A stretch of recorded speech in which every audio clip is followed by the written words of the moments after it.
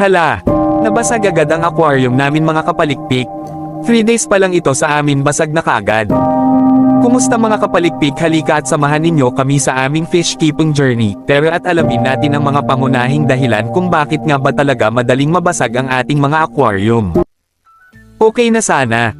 Tuwang-tuwa na sila Rigel at Arion sa bagong setup na aquarium namin at napaka-aesthetic na ang datingan at talagang sobrang nakaka-relax pagmasdan ng aming mga glowfish na sila Green Lantern. Yung iba sa ngayon ay wala pang mga pangalan, sa susunod na lang siguro pag may naisip na tayong maangas na pangalan. So ayun na nga mga kapalikpik, halos nakaka-addict na nga sila pagmasdan. Halos ang sarap na lang tumunganga sa aquarium buong araw sa sobrang nakakatuwa sila pagmasdan.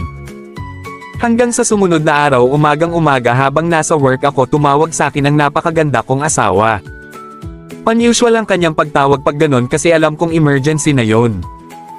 Kaya nung pagtawag niya sa akin agad ko itong sinagot at sinabi niya sa akin na basag na ang aquarium namin at halos kalahati na lang ang natitirang tubig sa aquarium, kaya sabi ko isalba niya na agad ang mga isda at ilagay sa garapon na kakasya sila. At ayun nga ba ang bahana sa bahay namin at naglimas ang asawa ko at pagod na pagod sa paglimas ng tubig. Kawawa naman ang aking napakagandang asawa. Pero kahit pagod yan ay maganda pa din naman syempre. So ayun na nga mga kapalikpik, pagka-uwi ko ang mga glowfish ay pansamantala munang nasa evacuation center. Di ba napaka-aesthetic pa din ang evacuation center nila dahil yan sa top filter at LED lights. I-click nyo lang sa comment section or sa description ng video na ito kung saan kayo pwedeng makabili niyan online at mas makakamura pa kayo. So pag uwi ko ay di ko agad naayos ang aquarium. Pinatuyo ko muna. Grabe ang haba ng lamat ng aquarium namin sa ilalim. Kaya bumili ako ng sealant na subok ko na ang kalidad at alam kong solid talaga at wala talagang maglilik pag ito ang nilagay ko.